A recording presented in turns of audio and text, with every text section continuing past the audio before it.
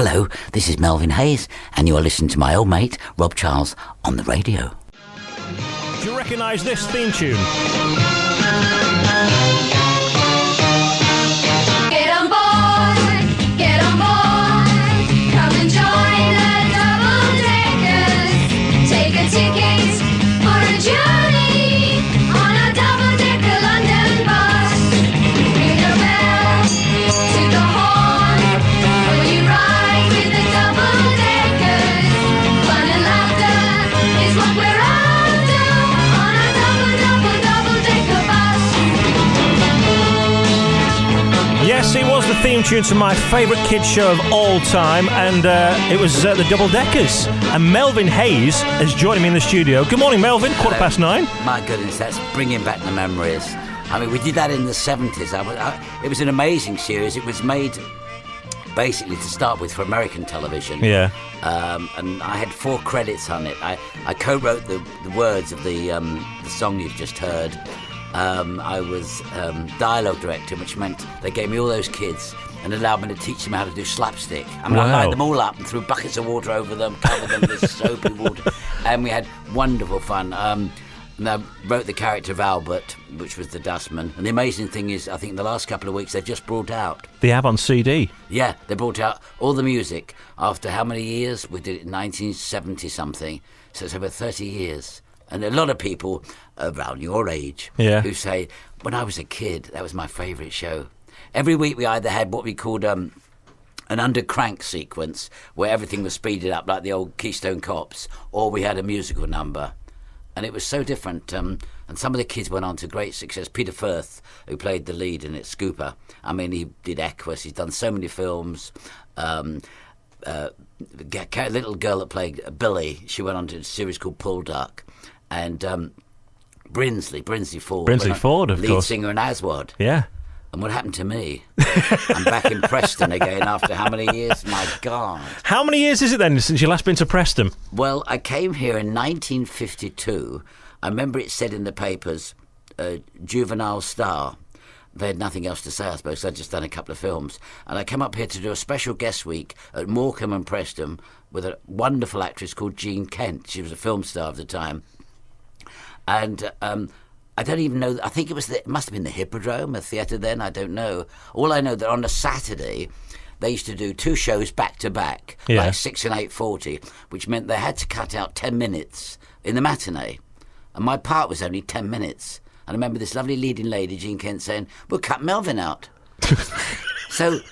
one of the funniest scenes in the blooming play, so I'm making up for it this time, so I've come back So to they did cut you out then in the end? They just cut me out the matinee. They said, well, that's easy, just cut that scene out. So that showed. And nobody argued with her? No. No. What was the name of that theatre then, if anybody knows? So we're talking about 1954. 52, I think. 52. It was 1952. The play was Escapade, and it was, I don't know, would it have been a repertory theatre? I don't know, it was where they did plays. Yeah. I don't know, I did everything else.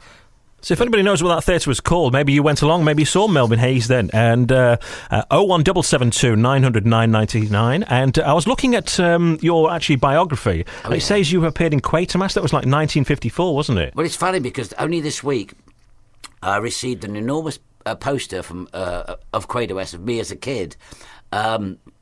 Somebody wanted me to sign it for charity. It's been an amazing couple of weeks, actually, because 50 years ago I did a film called The Curse of Frankenstein, which sort of launched Hammer Films, and I played Frankenstein. Peter Cushing was Frankenstein grown up, right? And I was young Frankenstein. Also this month, they've released the Double Deckers. What else is there? I don't know. Do you know what they should release? Is the Double Deckers on DVD.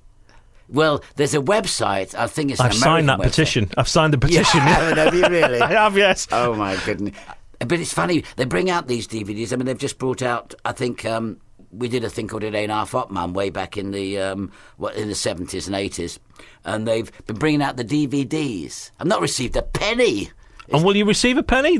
I've no idea. I don't know. I really don't know. I mean, this music. I mean, I don't know if I'll get anything from the royalties of the app. royalties. Yeah. I once received 22p, and the wonderful thing is, people say to me, "Oh, UK Gold, they're repeating it ain't half what, Mum." I said, "Please don't." They said, "Why not?" Well, I'll work it out like this. Every time it goes out, it goes right across, Europe and everywhere. UK Gold. And people ask for photographs, right, signed pictures. And signed pictures cost about, anything up to £1, and the stamp, right? So you might have to pay 150 quid every time it goes out. I get 15 pence. I've worked it out. I get 15 pence every time it's shown, right? Out of that 15 pence, my agent takes 15%. The government takes 40%, right? So you're ending up owing them. It cost me about 200 quid a programme. So please don't vote. Take it off UK Gold, please. Well, I always said because we do this little feature on the programme called the Telly Tease, and we play TV themes. We ask people to ask what the actual answer was and who appeared in the particular show. And I've always said, when I play some classic TV shows, like for example the Double Deckers would be top of the list. If I run if I won the lottery, I'd actually set up a satellite channel, and it would just show TV programmes like the Double Deckers and things like that I grew up with. But obviously, if you think about that, we'll make sure you get paid, though.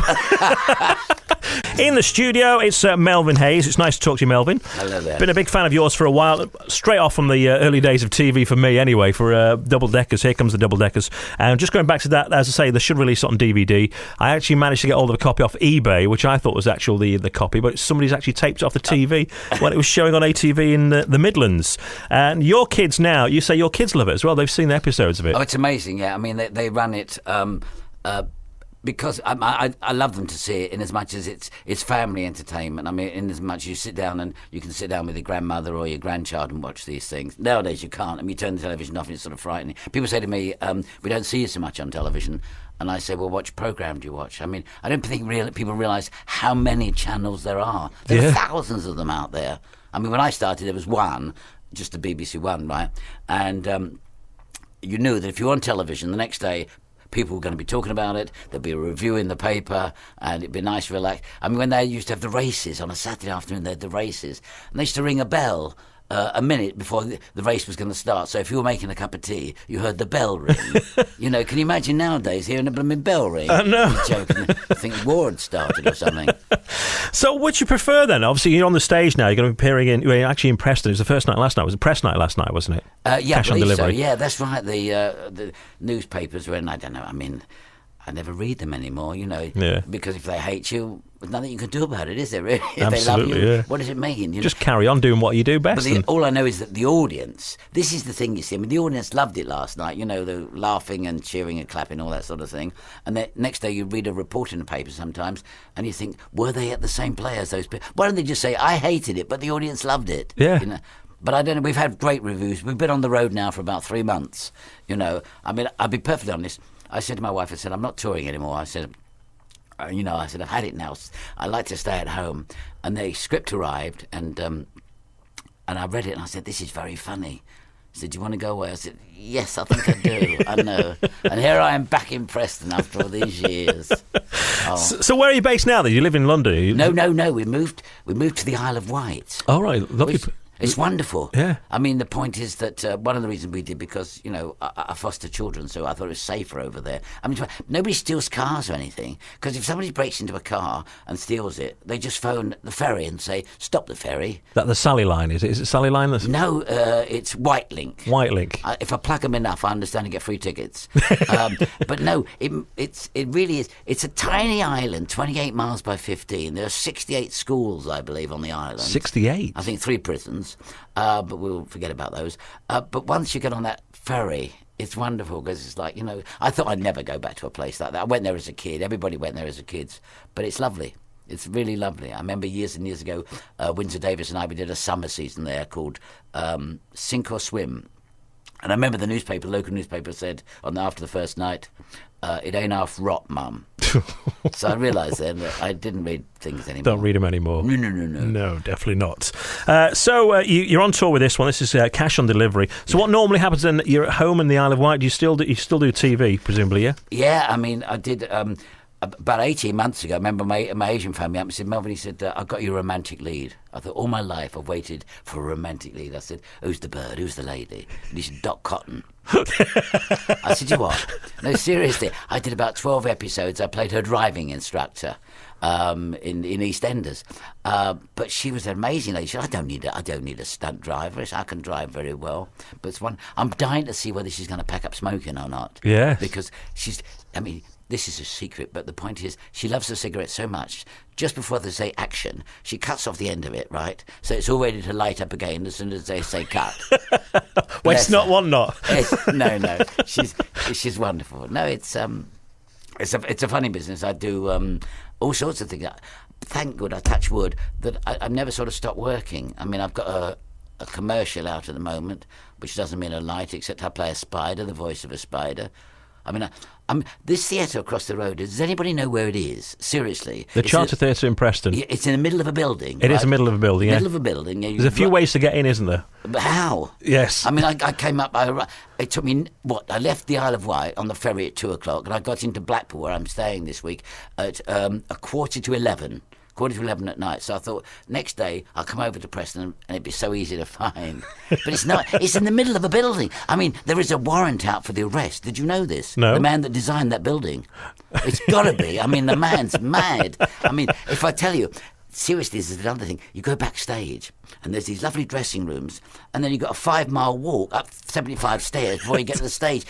If we look as if we're exhausted, we're not tired, it's just trying to get to the stage. But it's worth getting there. When you get there, it's a funny play, I promise you. And it's cash on delivery. It is by Michael Cooney, and there's a whole host of other stars as well. Jeffrey Davis, of course, is in there.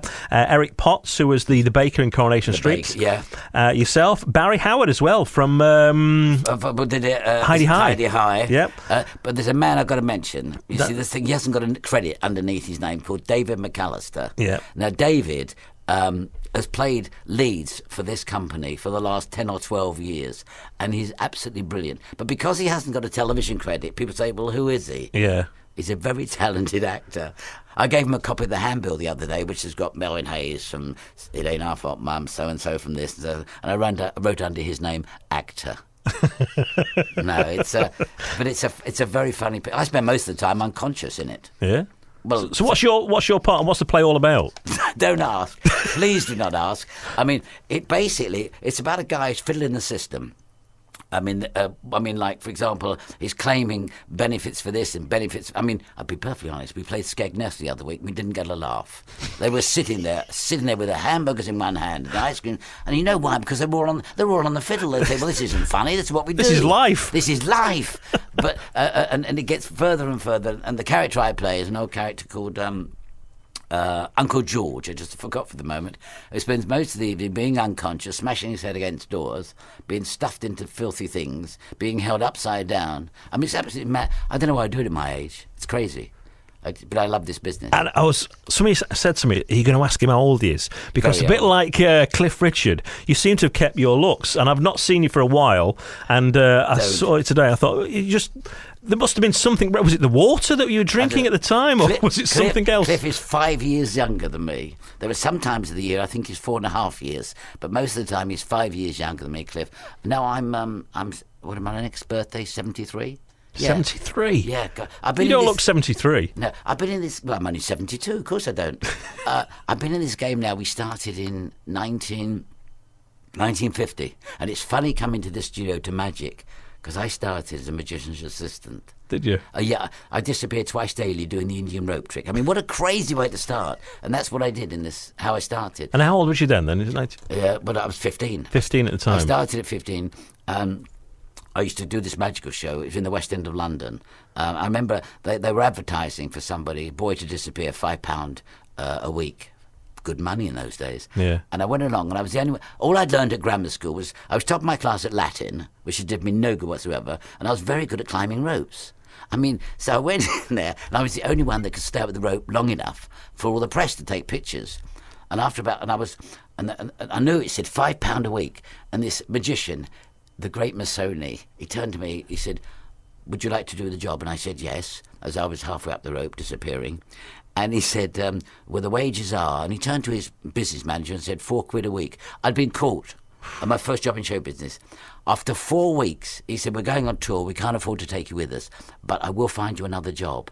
So I said, well, we finished tonight. He said, yeah, well, he said, I'll make a few phone calls. And he did. He said, I've got you another job. I said, well, what is it? I said, is it show business? He said, not exactly. I said, what do you mean, in the box office? He said, not exactly. I said, what do you mean exactly? He said, an assistant night watchman in a factory in Croydon. He said, on the other hand, you could come on tour with us if you become assistant stage manager, property master, do the get in, the get out, look after all the animals, and take a cut in salary.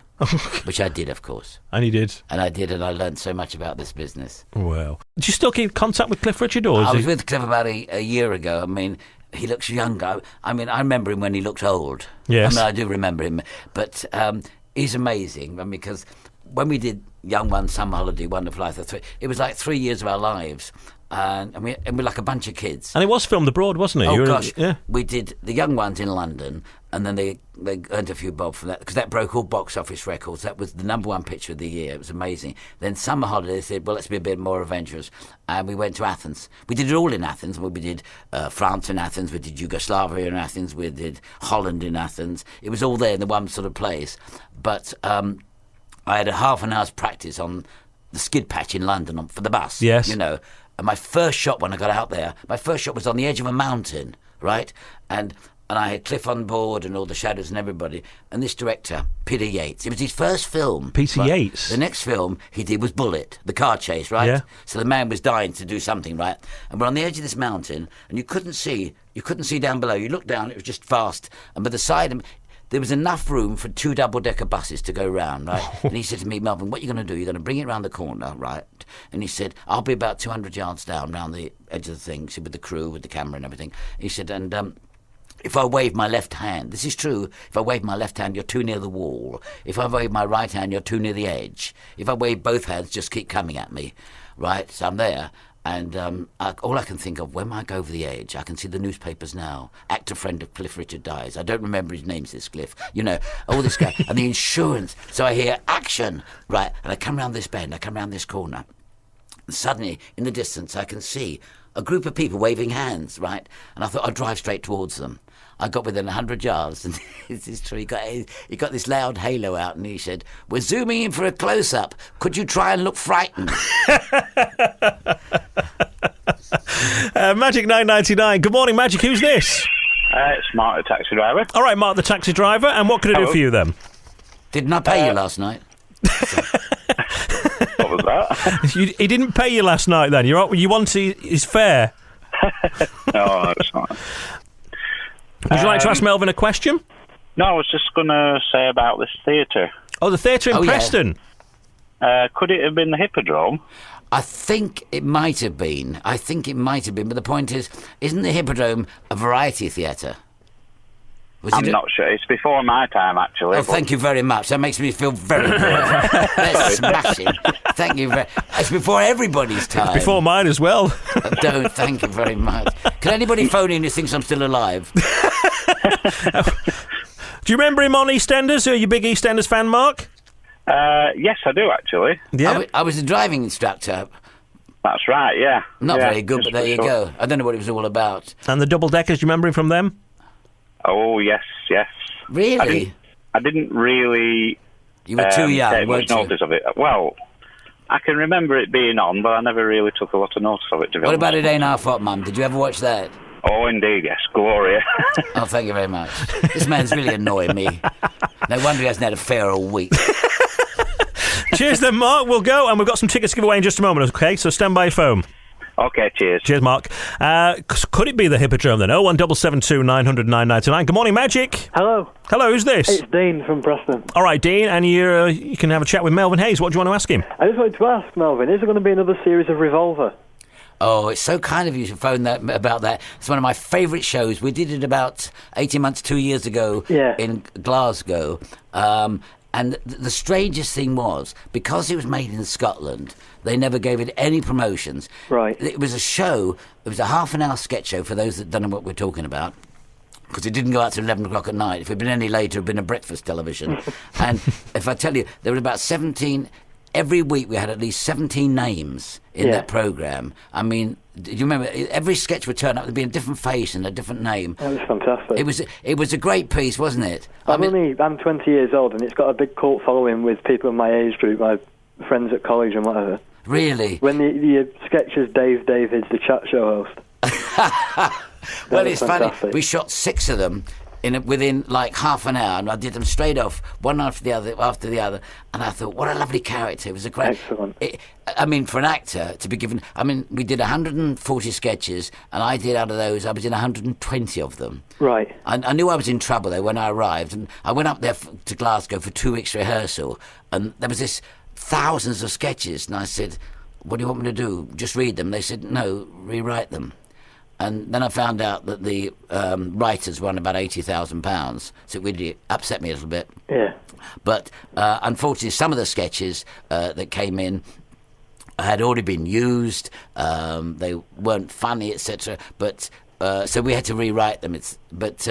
I'm glad you enjoyed it. Oh, I did, very much so. We did yeah. 2 series. I don't think there's going to be another one. Oh, that's a shame. Oh, never mind. Is there plans for it on DVD at all? Do you know? Would you know about? No, nobody tells actors anything. No? I didn't even know I was here this morning until I came through the door. No, seriously. They don't let you in. People say, "Can you get me tickets?" You're the last person. Last actors are the last people, honestly. Right. Well, listen, thanks for your question. All right, cheers. Cheers. Bye-bye now. Thank you, bye. Bye-bye. It's Magic 999. We'll take one more call then for the time being. Good morning, Magic. Hiya, Hello, who's this? it's Shoreland. Okay, and what would you like to ask Melvin? No, I was just saying I remember the Hippodrome. Oh, you remember really? the Hippodrome? I do. And Do you think that's where it was? It was where Wilkinson's is now, and C&A's before.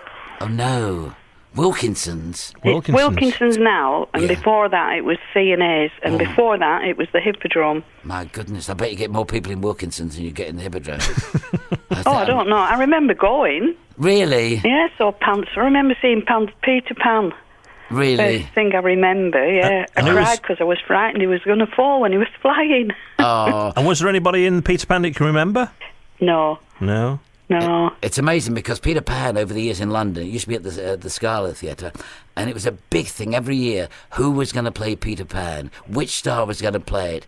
And as soon as it was announced, there was all exciting pictures in the paper because it was the thing to go. The role to get, yeah. Yeah, it was these. Nowadays, they do it as a Christmas show. It's like a pantomime as such, But as far as I'm concerned, pantomime is pantomime, and Christmas shows are Christmas shows. Yeah. Yolanda, thank you for your question. Thank you. Well, I'm just like to say, I remember him in Summer Holiday, Oh my goodness! and it was fantastic. I'll not forget that. It was great because we showed to the world that this country could make musicals. Because up to the young ones, Americans made musicals. Yeah. The lady that was our choreographer on Summer Holiday. No, it was when we did the third one, Wonderful Life. She went on to do Cats in the West End. Right. Became a multimillionaire. There you are, you see. Whatever happened? Where did I go wrong? Where did you go wrong? Yes. Where did I go wrong? Oh, that's the big question, isn't it? I think you've done very well anyway. You're very kind. Thank you. Thank you very much. Thank you, darling. Yolanda. Bye-bye. Bye-bye. Bye. Good morning, Anne. Good morning. And you'd like to ask Melvin a question? Hello, Melvin. I'm so pleased to speak to you. Hello, I'm a big Anne. fan. Thank you very much. I really enjoyed it. 8.5 Hot Mum. I love it. Watching. Even now, it's on cable now, and I'm always watching it. It's brilliant. On cable. Oh. I never know where they put it out. They don't tell you anything. Yeah, it's on the satellite channels, quite a lot on the comedy channels. Because quite a lot of the British comedies. Oh, yes. The old British comedy is brilliant. That's I love it right. so much.